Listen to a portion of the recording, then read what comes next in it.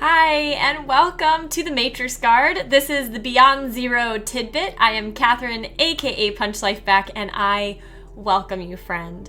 So today's tidbit is really all about how contemplating death and what the common deathbed regrets are of the dying, how that can motivate us to live a more meaningful, purposeful life right now. So without further ado, here it is. Oh, I will say, I'm going to put a link below this video to an interview that I did with Lindsay Danielson. She's a life and leadership coach. She's also a mortician.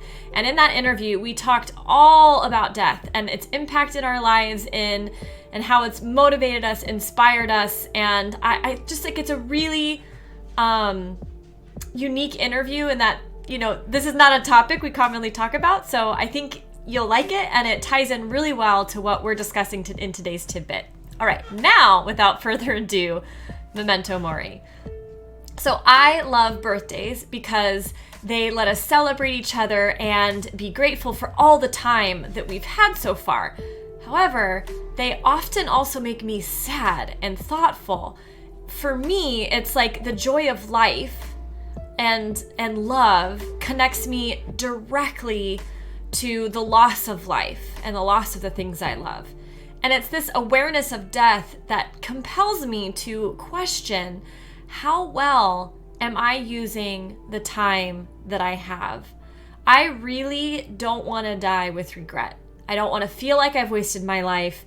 And when I really think about it, I have here are what I think my top fears are of what I will regret. So one is that I won't give something original to the world, that I will die before creating what only I can create, and that somehow the potential of me will be left on the table and lost forever.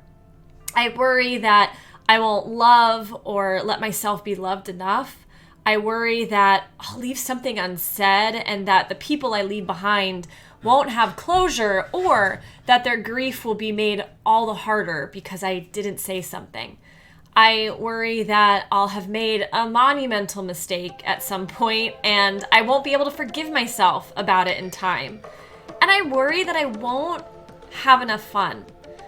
So, Memento Mori is Latin for remember death, and the idea is that reflecting on death isn't meant to make us afraid of death, but to remind us that life is limited and it's fragile and therefore priceless and precious. So being in touch with our mortality can protect us from making choices that lead to deathbed regrets. And it can help us live meaningful and happy lives right now. So Memento Mori can motivate us to live with intention and awareness. There's a book by Bronnie Ware. She was a palliative care nurse, so someone who helped someone as they were dying, a nurse that took care of them. And her book is called The Top 5 Regrets of the Dying, A Life Transformed by the Dearly Departed. And throughout her career, she basically found that there are top 5 very, very, very common deathbed regrets. And here they are.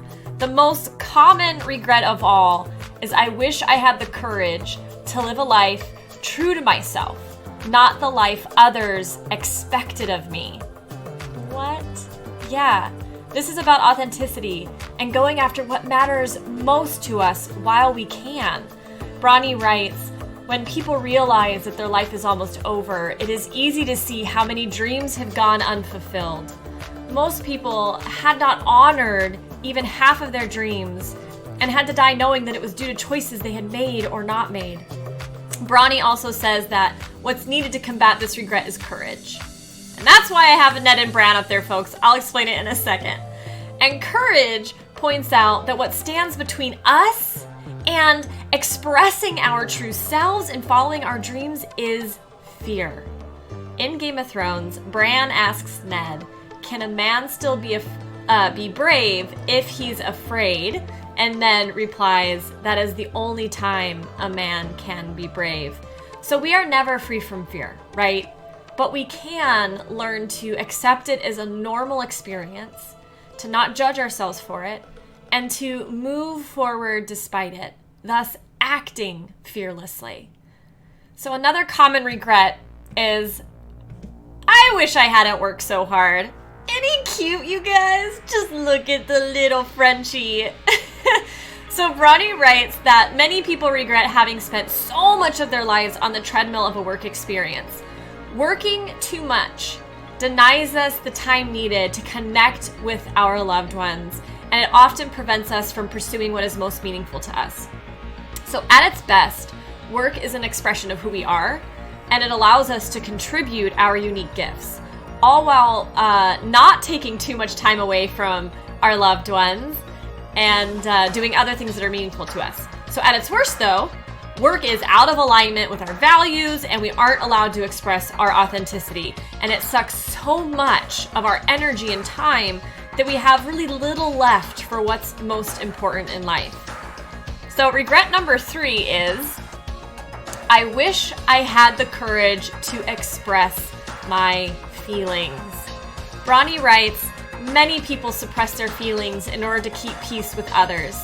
As a result, they settled for a mediocre existence and never became who they were truly capable of becoming. Many developed illnesses relating to the bitterness and resentment they carried as a result. Wow. Okay, so authenticity is becoming a major theme, and courage is once again required to combat this regret. Anytime authenticity is required, it's a courage equation. So a crucial part of authenticity is communicating bravely about how we feel and honestly about how we feel, and risking conflict in order to set boundaries around our needs and have really helpful relationships. So regret number 4 is, I wish I had stayed in touch with my friends. Bronnie writes that there were many deep regrets about not giving friendships the time and effort that they deserved. Everyone misses their friends when they are dying. Brene Brown, the famous shame and vulnerability researcher, as well as many other scientists and researchers, hold that we are hardwired for connection, that we are a social species dependent on each other for our survival and our well-being and our happiness. And we really can't thrive without meaningful connections to others. And our resilience is really boosted when we have those connections. So lastly, regret number 5 is, I wish I had let myself be happier. I love dogs. Obviously, they're going to be everywhere for me. So Bronnie writes, many did not realize until the end that happiness is a choice. They had stayed stuck in old patterns and habits. The so-called comfort of familiarity overflowed into the emotions as well as their physical lives.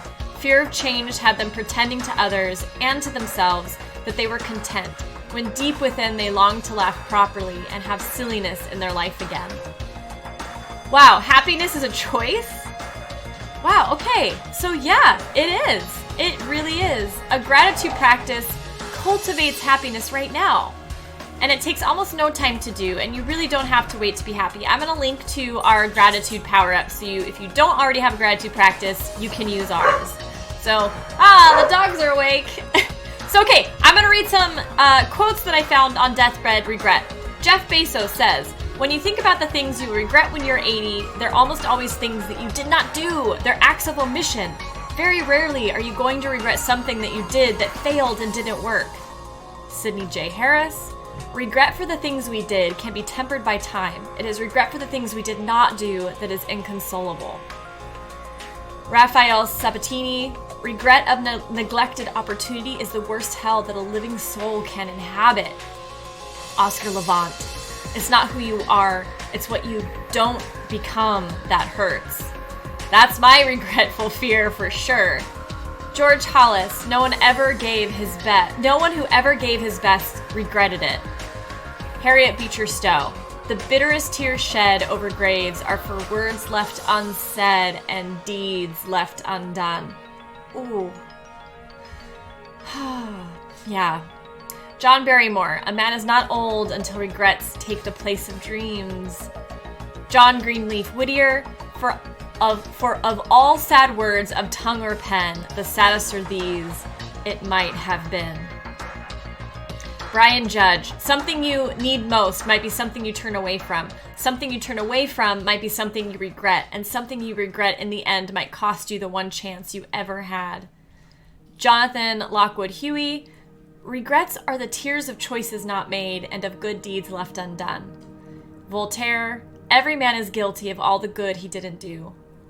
Zig Ziglar, spend time with those you love. One of these days you will either say, I wish I had, or I'm glad I did.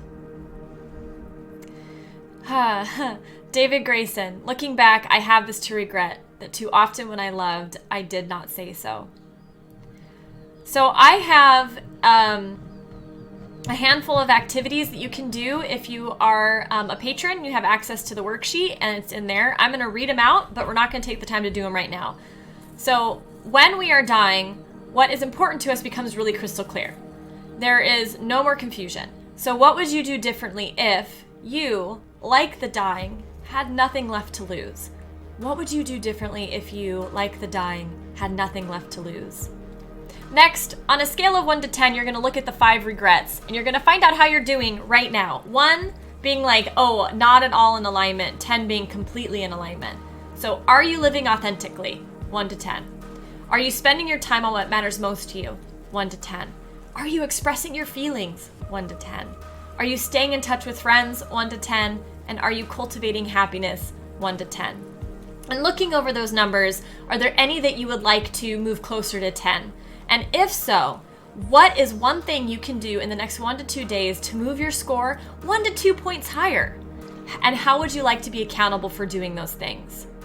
Okay, so a couple bonus thoughts. I think retirement can be a really destructive cultural norm. The idea that we work our butts off to have some free time near the end of our lives, right? To do what matters to us can increase the likelihood that we will have some of these 5 regrets when we die. So boo that. Instead, I ask you this. How might you live more fully right now? Don't wait till retirement. How can you do it right now? And second thought is we've looked at regret as a motivational tool, but it can also do great harm to us. If it isn't helpful if regret is a tool for self-punishment. So instead of beating ourselves up for mistakes we've made, which I understand, this is not an easy ask. Usually it is not an easy ask. But instead of beating ourselves up for the mistakes we've made, we can switch our thinking and look at mistakes as opportunities to change. Not reasons to punish ourselves, but as opportunities to change. I found an article on the Huffington Post which writes, the process, and I'll show you the link, the process of regret is one that provides nothing but suffering for ourselves as we begin to allow the past to dictate how we should feel now. Instead, we can use the past as a reference point to understand what adjustments we would like to make moving forward. The adjustments don't have to come out of pain, sorrow, regret, or judgment, but simply a choice to do things in a different way. We are learning all the time. We can very quickly slow that learning process down by getting stuck in the idea of regret. When it comes to making changes, be at peace with the past and remember that each moment is a new choice. I think our lives are too precious. Time is too precious to waste in self-punishment. So we really need you. The world needs you to give us the gift of your uniqueness. And that's really hard to do if you're trapped in beating yourself up with regret. So how can you forgive yourself today for the things you already regret? And that is my final question on the worksheet.